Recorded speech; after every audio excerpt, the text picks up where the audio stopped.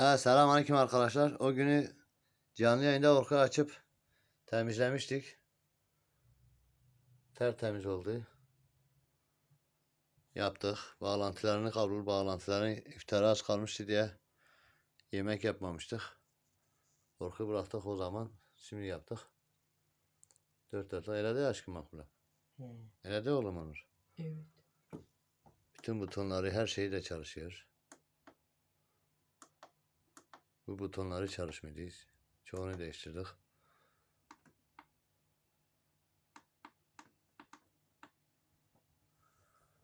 Bunda bir şey yok.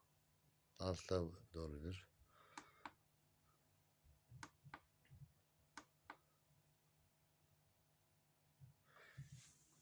İki tane de flash veriyoruz.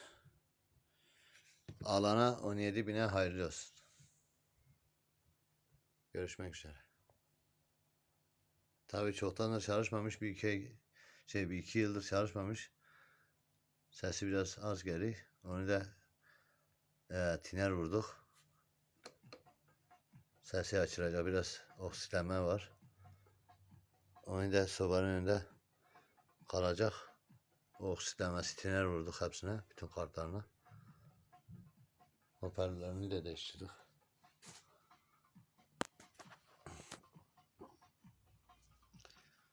Bu hoparlörleri.